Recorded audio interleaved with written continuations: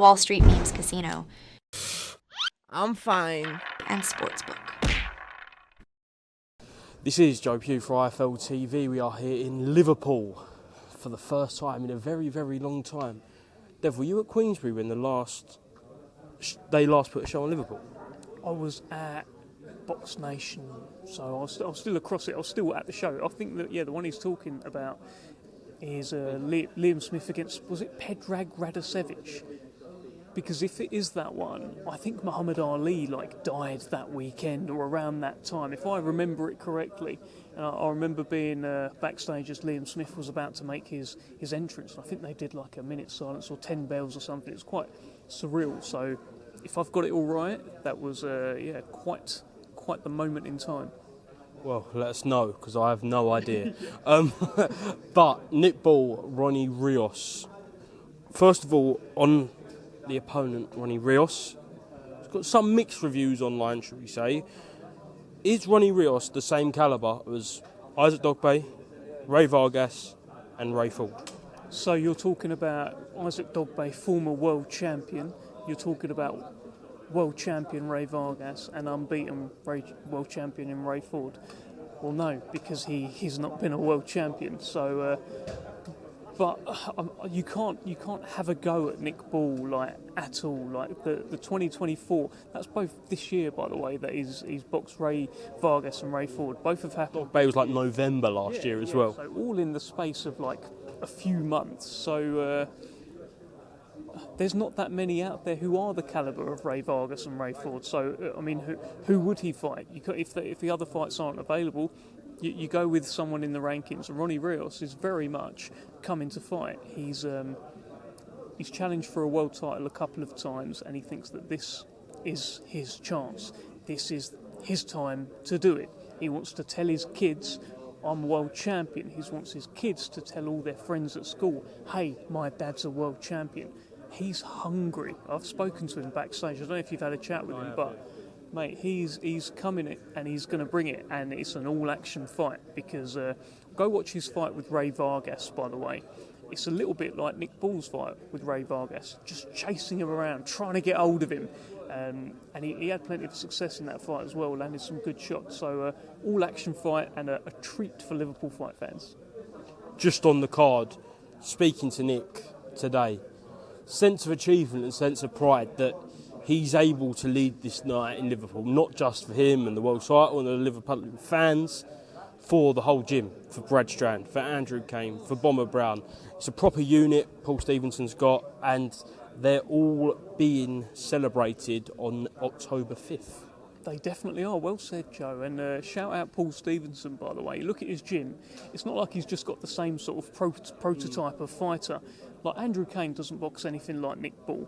Bomber Brown doesn't box anything like Brad Strand. Do you know what I mean? He's just got all these different types of fighters, but he still manages to get the best out of them. And looking forward to this. They deserve it.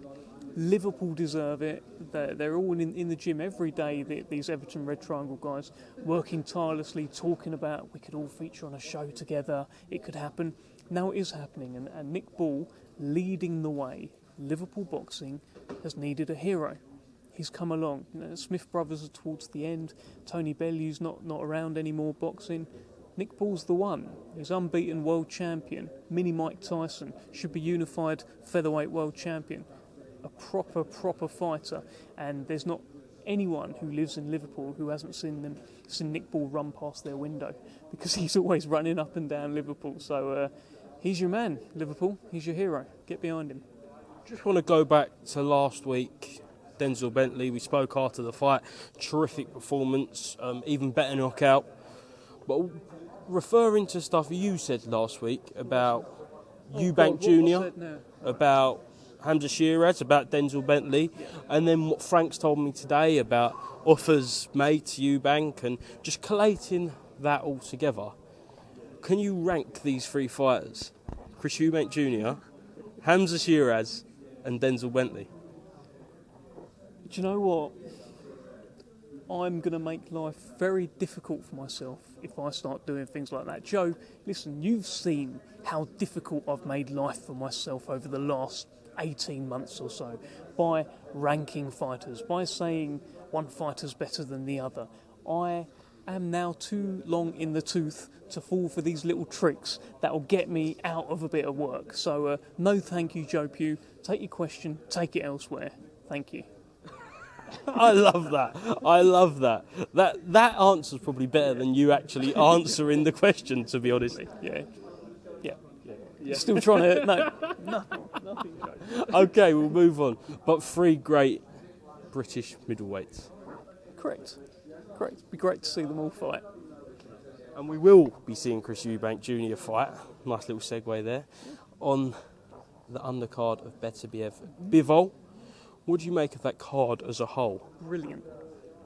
The fights that stand out for me immediately, well, one, great to see Shakur Stevenson getting involved. He's one of the best fighters in the world. Wardley versus Clark, love that they're just going in for round 13. You'd have forgiven them both for taking an easier one to come back because they both went to hell. So they're like, no, do you know what? Let me go back to hell. And that's what they're doing. Round 13. Can't wait for that fight.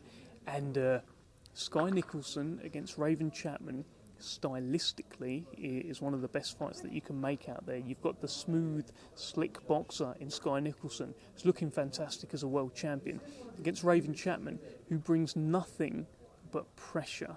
Pressure. Let's see if Sky's the limit for Raven Chapman, or if she can take her titles off of her. Let's see. Last one, very quickly. Last week, spoke to Eddie Hearn and said that Anthony Joshua beats Daniel Dubois. I know which you may disagree with, on September 21st, and Tyson Fury beats Alexander Usyk. Who starts favourite, AJ or Fury? So if Joshua... They both come through their fights. If they both come through. I mean, look, obviously Eddie will say Anthony Joshua, he would make him a favourite against King Kong, I would have thought. But I don't know, if Tyson Fury has just beaten Alexander Usyk, it would feel to me like that makes him a favourite over everyone, including King Kong. So yeah, I would probably say Tyson Fury would start as a favourite if he has beaten the guy who has beaten Joshua and him. Dev, thank you very much. Go and do some filming, real work. Okay, cheers, mate.